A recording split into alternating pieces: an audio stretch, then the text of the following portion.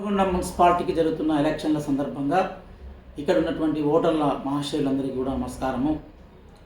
అయితే మనం చాలా సంవత్సరాలుగా చాలామంది పెద్దలు చెప్తారు, మనుషులందరూ పుట్టుకతోటే సమానం. ఇది సైన్స్ కూడా చెప్పింది. కానీ ఇవాల్టి ఎన్నికల్లో కానీ అధికార పదవుల్లో కానీ అత్యధికులు సంపన్న వర్గానికి చెందిన వాళ్ళు లేదా ఆధిక్యత కులాలకు సంబంధించిన వాళ్ళే ఉంటున్నారు.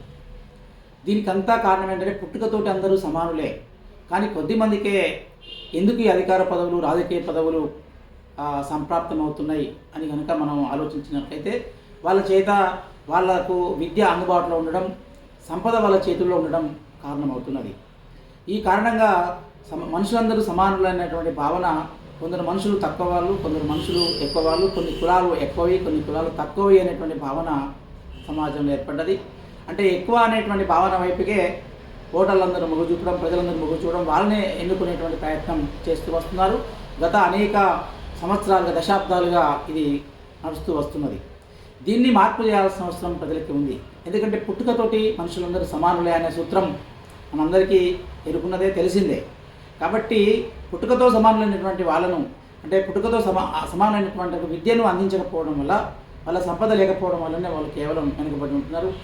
ఇటువంటి సమాజంలో దీన్ని మార్చాల్సినటువంటి అవసరం ఉంది.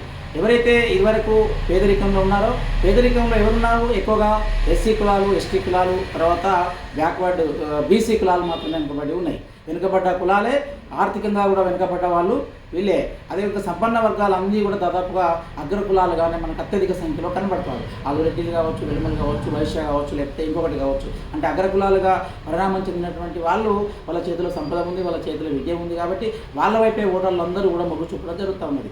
దీన్ని మనం మార్చాల్సినటువంటి అవసరం ఉన్నది. అందుకే మనం అందరి వల్ల ఓటర్లు రేపు ఎలక్షన్లలో కార్పొరేటర్లుగా నిలబడేటువంటి వాళ్ళు ఎవరైతే కింది కులాల నుంచి, ఎస్సీల నుంచి, ఎస్టీల నుంచి, అసలు ఎట్లాగో రిజర్వేషన్స్ ఉన్నాయి, కానీ రిజర్వేషన్లు లేనటువంటి వాటిలో కూడా ఎస్సీలు కనుక, ఎస్టీలు కనుక, లేకపోతే వెనుకబడ్డ కులాలైనటువంటి బీసీలు కనుక అభ్యర్థులుగా నిలబడ్డట్లయితే వాళ్ళని మనం గెలిపించుకోవడము, అంటే కింది కులాలను గౌరవించితే కింది కులాలు గౌరవం పొందుతాయి.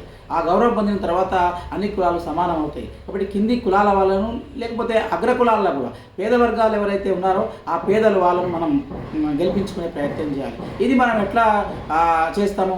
ఎలక్షన్లలో ఎప్పుడు కూడా బాగా డబ్బు చేతుల్లో తిరిగేటటువంటి వాళ్ళు మాత్రమే ఎక్కువ డబ్బు ఖర్చు చేయడానికి అవకాశం ఉంటుంది వాళ్ళే. కాబట్టి అటువంటి డబ్బు ఎక్కువగా ఖర్చు పెట్టేటువంటి వాళ్ళని మనం గుర్తించడము, తర్వాత అగ్ర కులాల ఉన్నటువంటి వాళ్ళను వీలైతే పక్కకు పెట్టే ప్రయత్నం చేయడము, ఈ యొక్క కింది కులాల వాళ్ళను, ముఖ్యంగా మహిళలు, కొన్ని చోట్ల మహిళలు, ఆడవాళ్ళు అయితే ఇక కులాల కన్నా మతాల కన్నా అన్నిటికన్నా ఆడవాళ్ళు చాలా నెట్టివేయబడరు, అణచివేయబడ్డరు. వాళ్ళది ఆడవాళ్ళది వేల సంవత్సరాలుగా నెట్టివేయబడుతూనే ఉన్నారు. కాబట్టి ఆడవాళ్ళు ఎక్కడైనా నిలబడ్డట్లయితే ఖచ్చితంగా జనరల్ నియోజకవర్గాల్లో ఆడవాళ్ళు కనుక నిలబడ్డట్లయితే వాళ్ళని గెలిపించుకునే ప్రయత్నం చేయాలి.